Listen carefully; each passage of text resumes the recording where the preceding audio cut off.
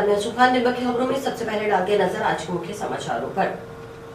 राजस्थान में चुनाव से पहले दंगे भड़काना, भाजपा आरएसएस की साजिश, जिला प्रभारी मंत्री गोविंद मेघवाल का आरोप। कांस्टेबल भर्ती परीक्षा, गहन जांच के बाद ड्रेस कोड के अनुसार दी एंट्री, युवतियों की गहनी उतरवाई, नगर निगम ने नेटबंदी की जगह लगाए जयमाला। तेज धूप में नंगे पांव भागते लोगों ने आगे।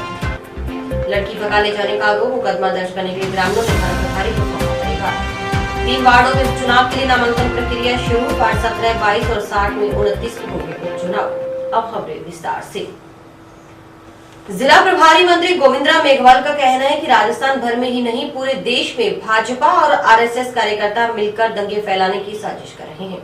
धार्मिक आधार पर अफवाहें फैलाई जा रही हैं, भ्रांतियां पैदा की जा रही हैं। भाजपा नेता आए दिन भाषण दे रहे हैं कि अशोक गहलोत पूरे धर्म को नष्ट करने में लगे हुए हैं। भाजपा राष्ट्रीय अध्यक्ष जेपी नड्डा सवाई माधोपुर आते हैं तो भाजपा वालों को ज्ञान देकर चले जाते हैं। इसके तुरंत बाद करौली में हिंसा हो जाती है। करौली हिंसा की घटना में भाजपा नेता राजाराम गुर्जर तो नगर परिषद का पूर्व सभापति हैं, वह मुख्य आरोपियों में शामिल है और फरार चल रहे हैं। आप खुद सुनिए। पूरे देश के अंदर जब से भारतीय जनता पार्टी का राज आया है, ये जहां भी चुनाव होते हैं उससे पहले दंगा कराने की साजिश करते हैं। ये समझ में नहीं आ रहा। मैं तो कई बार, मेरे मीडिया के भी मित्र हैं, वो भी आश्चर्य करते हैं। और हम भी 25-30 साल से राजनीति में सक्रिय हैं, हमने ऐसा वातावरण नहीं देखा। सवाई माधोपुर आए और बीजेपी वालों को ज्ञान दे गए और उसके बाद तुरंत बाद करौली में हिंसा हुई। करौली में भाजपा का नेता राजाराम गुर्जर, जो पूर्व नगर परिषद सभापति है, वो पूर्व हिंसा के मुख्य आरोपियों में है और आज वो फरार चल रहे हैं। एकदम रिकॉर्ड के अंदर ये बीजेपी का नेता है। ओबीसी के लोगों को ये मूर्ख बनाते हैं। गुर्जर भी ओबीसी में है। प्रभारी मंत्री ने आरोप लगाया कि जेपी नड्डा हनुमानगढ़ आए तो नोहर में विवाद हो गया। साजिश करता यही लोग हैं। ये बात जिला प्रभारी मंत्री ने शुक्रवार को कलेक्ट्रेट सभागार में प्रेस वार्ता में कही। जिला प्रभारी मंत्री मेघवाल ने कहा कि राजगढ़ अलवर में तो भाजपा का नगर पालिका का बोर्ड है। 35 में से 34 पार्षद भाजपा के हैं। वहां नगर पालिका की बैठक में प्रस्ताव पारित करवा मंदिर तोड़वा दिया गया। दूसरे दिन राष्ट्रीय मीडिया में इसकी खबर बनवा दी। आरोप कांग्रेस पर लगा दिया, इन्होंने मंदिर तोड़वाए हैं। हमारी सरकार ने इस मामले को गंभीरता से लेते हुए पालिका अध्यक्ष को सस्पेंड कर दिया। जोधपुर हमेशा शांतिप्रिय जिला रहा है, वहां कभी दंगा नहीं हुआ, वहां भी हिंसा करवा दी। गांधीवादी सोच के नेता अशोक गहलोत प्रदेश में एक से एक बढ़कर योजनाएं दे रहे हैं। उन नेताओं पर भी भाजपा नेता सवाल उठा रहे हैं तो सोचा जा सकता है कि देश के क्या हालात हैं। राजगढ़ अलवर में तो भाजपा का नगर पालिका का बोर्ड था। 35 में से 34 पार्षद बीजेपी के हैं। उन्होंने नगर पालिका मीटिंग में, आम सभा में प्रस्ताव पास करके मंदिर तोड़वाया और दूसरे दिन नेशनल मीडिया में उसको खबर बनवा दी और कांग्रेस पे आरोप लगाया कि इन्होंने मंदिर तोड़वाया है। और हमारी सरकार ने इसको गंभीरता से लेकर के और जो करते किया उस चेयरमैन ने उसको सस्पेंड भी किया है। तो आश्चर्य की बात यह है कि नेशनल मीडिया की खबर बनाना, खुद ही मंदिर तोड़वाना, उनके चेयरमैन को सरकार सस्पेंड कर रही है और आए दिन भाषण दे रहे हैं इन सारे नेता कि अशोक जी गहलोत जो है वो पूरे धर्म को नष्ट करने में लगे हुए हैं, मुसलमान का कभी नाम दे करके और प्रचार करने में लगे हुए हैं। तो इस तरह का जो वातावरण बन रहा है, इसके लिए हम सबको सावधान रहने की जरूरत है। आप इससे आगे देखें, जोधपुर हमेशा शांति प्रिय रहा है, कभी वहाँ दंगा नहीं हुआ है।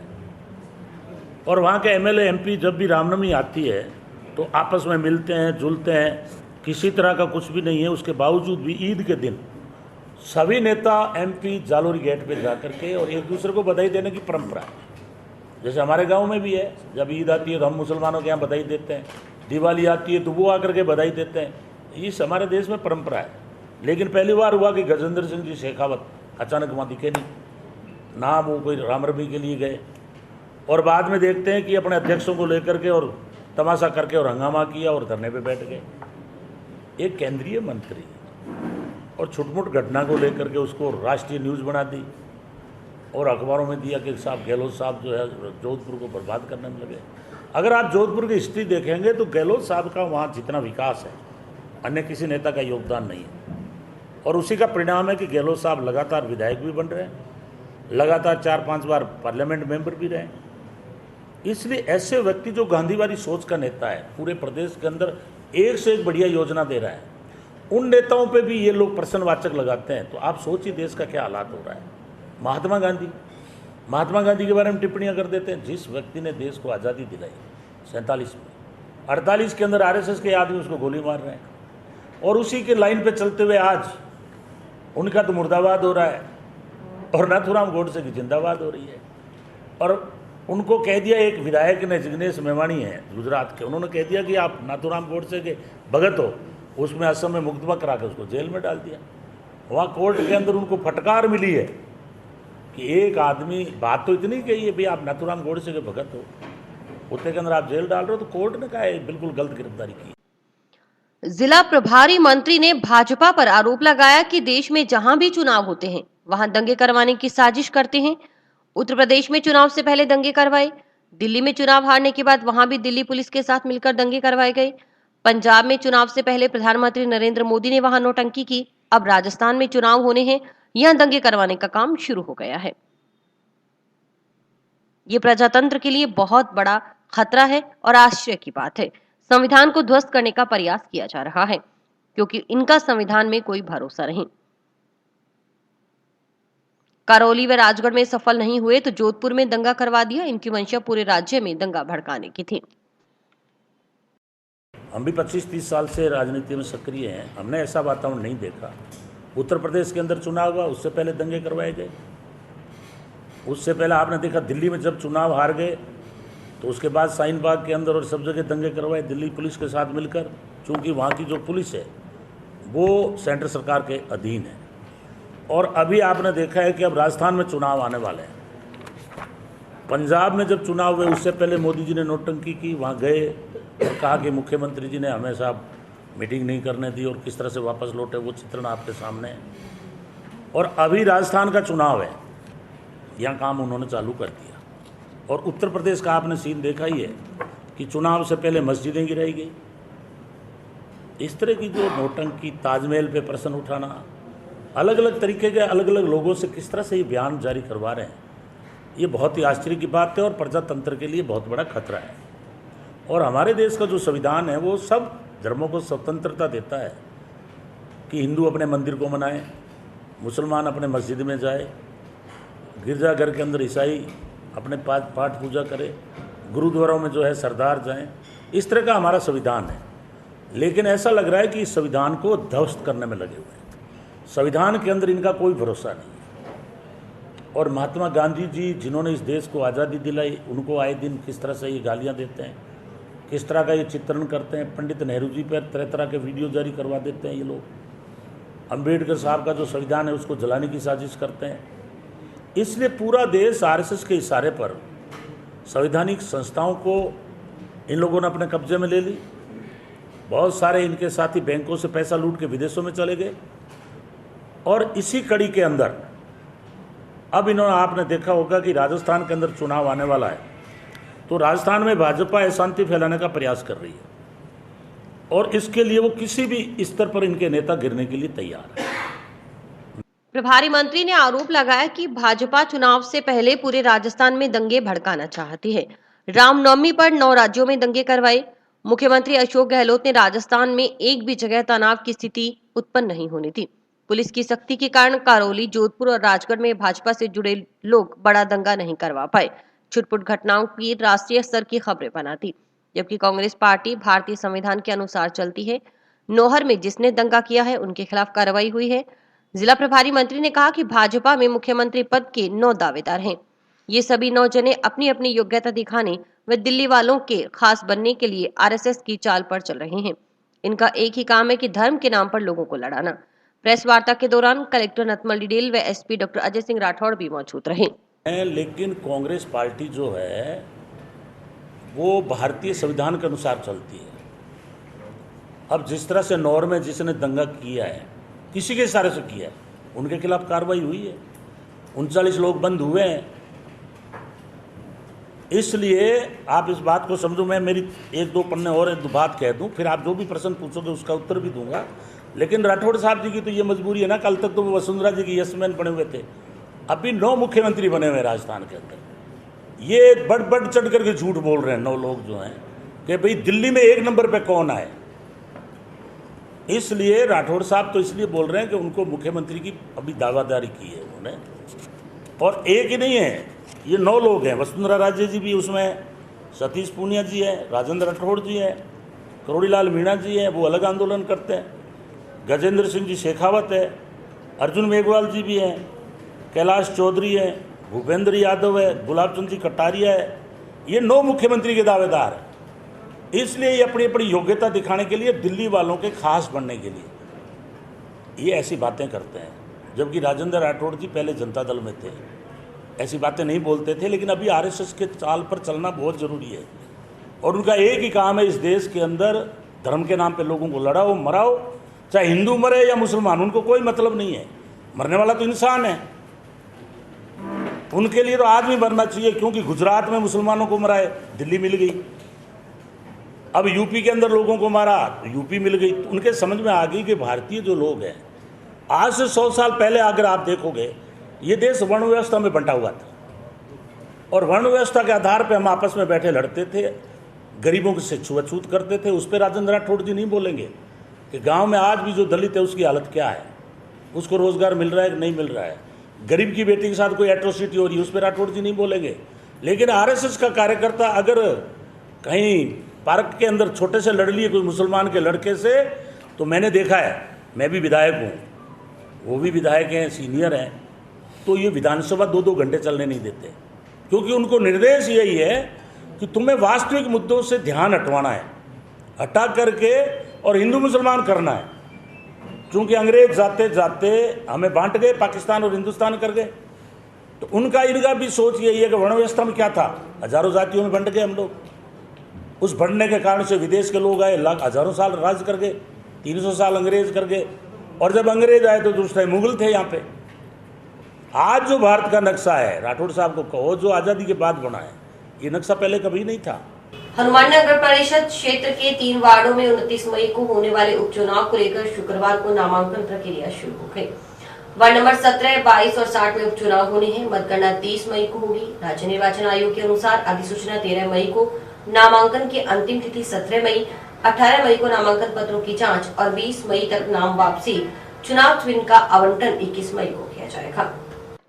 हनुमानगढ़ में निकाय चुनाव 2019 में हुए थे। इस कार्यकाल में कांग्रेस के 3 पार्षदों का आकस्मिक निधन हो चुका है। जंक्शन के वार्ड 60 के पार्षद अशोक कुमार का पिछले साल सितंबर के पहले सप्ताह में दिल का दौरा पड़ने पर निधन हो गया।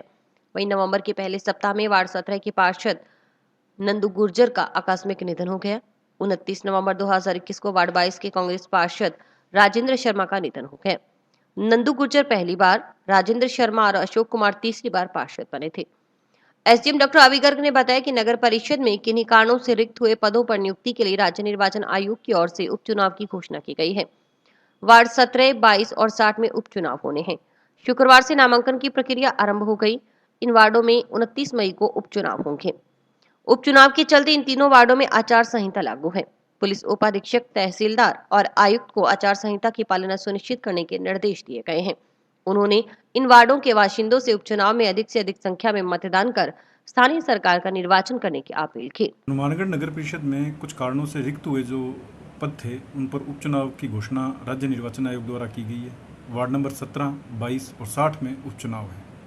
नामांकन की प्रक्रिया आज प्रारंभ हुई है और इन वार्डों में चुनाव 29 तारीख को होगा। लोकतंत्र के इस जो कुंभ है, इसमें मैं सभी वार्डवासियों को ये अपील करूंगा कि अधिक से अधिक संख्या में मतदान करें और अपनी स्थानीय सरकार का निर्वाचन करें और उस पर नियंत्रण स्थापित करें। कड़ी सुरक्षा व्यवस्था के बीच शुक्रवार को हनुमानगढ़ के 12 परीक्षा केंद्रों पर कांस्टेबल भर्ती परीक्षा की पहली व दूसरी पारी शांतिपूर्वक संपन्न हो गई। 4 दिन तक 2 पारियों में होने वाली इस परीक्षा में परीक्षा केंद्रों पर इस बार नेटबंदी की जगह जैमर की व्यवस्था विशेष रूप से की गई है। सुबह परीक्षा शुरू होने से पहले परीक्षा केंद्रों के बाहर अभ्यर्थियों की लंबी लाइन देखने को मिली। सुरक्षा व्यवस्था को लेकर केंद्र के बाहर भारी संख्या में पुलिस जाब्ता तैनात रहा।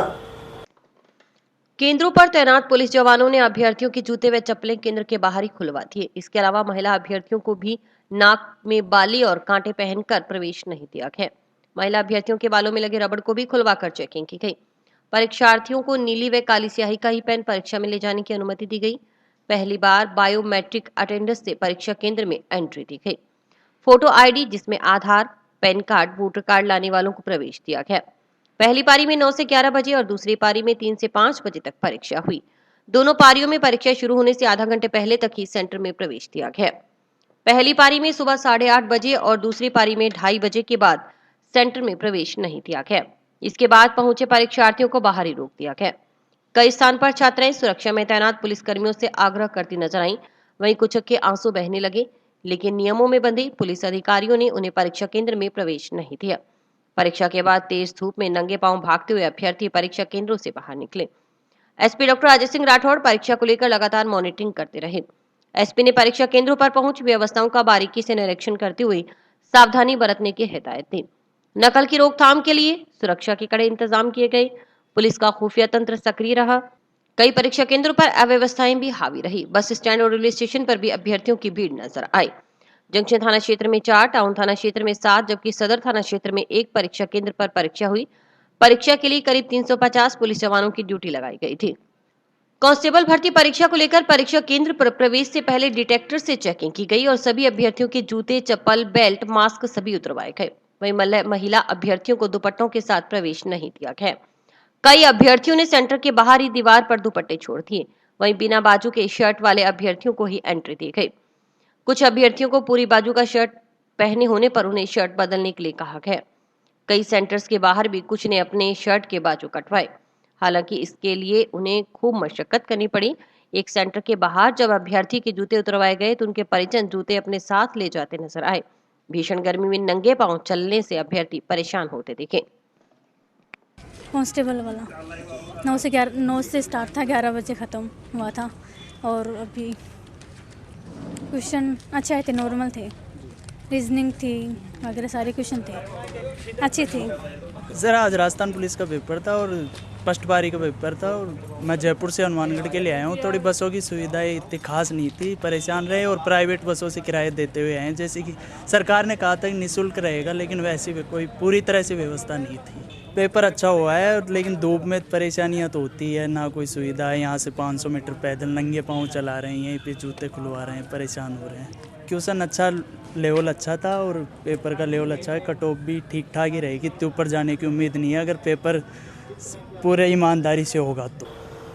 टाउन पुलिस थाना क्षेत्र के एक गांव में लड़की लापता है, साथ ही घर से नकदी व जेवरात भी गायब है। परिजनों ने एक युवक पर लड़की को बहला फुसलाकर भगा ले जाने का शक जताया है। शुक्रवार को लड़की के परिजनों ने जिला परिषद सदस्य मनीष कोदारा व ग्रामीणों के साथ टाउन पुलिस थाना पहुंच प्रभारी दिनेश सारण को परिवार सौ मुकदमा दर्ज करने की मांग की।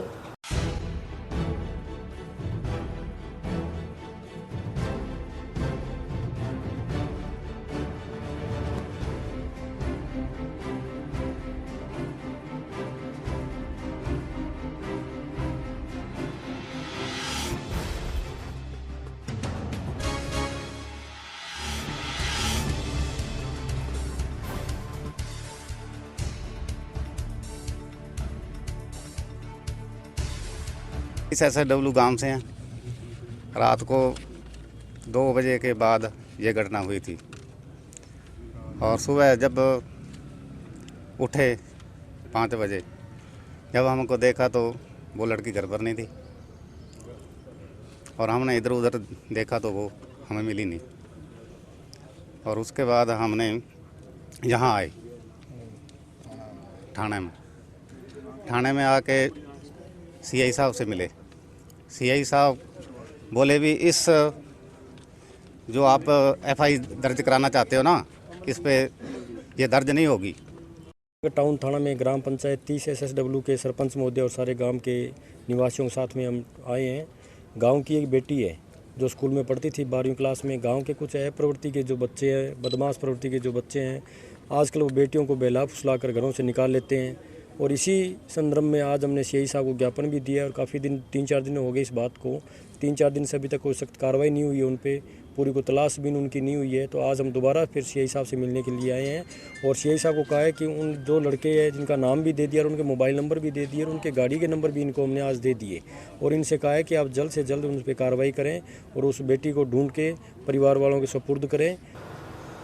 गांव पकासाना के नजदीक LLW नहर में पानी चोरी किए जाने का मामला सामने आया है। पक्की नहर में स्थायी पाइप फिट कर पानी चोरी की जा रही थी। लगातार नहर चलने के दौरान दिन रात पास में ही बनी डिग्गी में मोटर से चोरी का पानी भंडारण किया जा रहा था। यह पानी चोरी 19 LLW मोगे पर हो रहा था।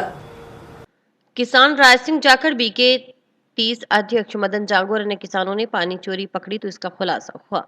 सूचना मिलने पर सिंचाई विभाग के अधिकारी व सदर पुलिस थाना से ASI प्रकाश स्वामी पुलिस जाब्ते के साथ मौके पर पहुंचे। पानी चोरी करने वाला किसान गांव हेरना वाले निवासी बताया जा रहा है। उधर पानी चोरी करने वाले किसान के खिलाफ कार्रवाई करने की मांग को लेकर किसान जल संसाधन संभाग हनुमानगढ़ के मुख्य अभियंता कार्यालय पहुंचे और अधिकारियों को अवगत करवाया। किसान नेता राय सिंह जाखड़ ने बताया कि पिछले कुछ दिनों से अंदेशा था कि भाखड़ा की LLW सहित अन्य नहरों में पानी चोरी हो रही है। पिछले दिनों जल संसाधन संभाग हनुमानगढ़ के मुख्य अभियंता को इस संबंध में ज्ञापन सौंप पानी चोरी रुकवाने की मांग की गई थी, लेकिन विभाग ने कोई कार्रवाई नहीं की तो नहर अध्यक्षों ने किसानों के साथ मिलकर नहरों का निरीक्षण शुरू कर दिया।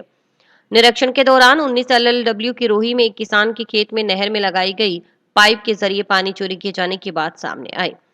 विभाग से कार्रवाई की मांग करने आए जाखड़ ने कहा कि भाखड़ा में पानी चोरी की एक एक बूंद रोकी जाएगी, तभी आगे टेल तक पानी जा पाएगा, अन्यथा टेल का किसान तो प्यासा ही रहेगा। नए अध्यक्ष मेहनत कर रहे हैं, पानी की आवश्यकता किसानों को है। कई दिनों से अंदेशा था कि LLW में और अन्य भाखड़ों की नहरों में पानी चोरी हो रहा है, तो हमने चीफ साहब से मिलकर इनको ज्ञापन भी दिया था भी ये पानी चोरी आप रुकवाओ, तो विभाग ने कोई कार्रवाई नहीं की। उसके बाद में नवनियुक्त अध्यक्ष है मदन जी जांगू है, तोलाराम जी है, पुराने हमारे चेयरमैन गोदारा जी हैं और कुछ किसान हैं, सब ने मिलकर नहरों का निरीक्षण करना शुरू किया। तो उसमें ये पाया गया 19 LLW के पास में एक रोई में एक किसान के खेत में पाइप लगा हुआ है नहर के अंदर और उसका मतलब कनेक्शन है ट्यूबवेल में, और वहाँ उसने ऐसा जाल बिछाया हुआ है भी कहीं से पानी चक्कर कहाँ भेजना है, कहाँ से कहाँ भेजना है, वो अभी उसका पुख्ता नहीं हुआ है, भी वो डायरेक्ट उठा रहा है या डिग्गी में डाल रहा है। तो अभी विभाग से हम कार्रवाई की मांग कर रहे हैं, ये रिपोर्ट तैयार कर रहे हैं, इसके बाद में JCB लेकर जाएंगे और वहाँ से उखाड़ेंगे। उसके बाद में पता चला गया भी कितने इंची पाइप है और कहाँ कहाँ उसके कनेक्शन है। एक एक बूंद भाखड़ा में पानी चोरी को रोकेंगे तभी आगे टेल पर पानी जा पाएगा, वरना नहीं जाएगा। वही डाक के 3 पात हो जाएंगे। नवनियुक्त अध्यक्ष हैं, ये बहुत मेहनत कर रहे हैं और किसानों के साथ हैं। और अभी वक्त है एक ब्रेक का।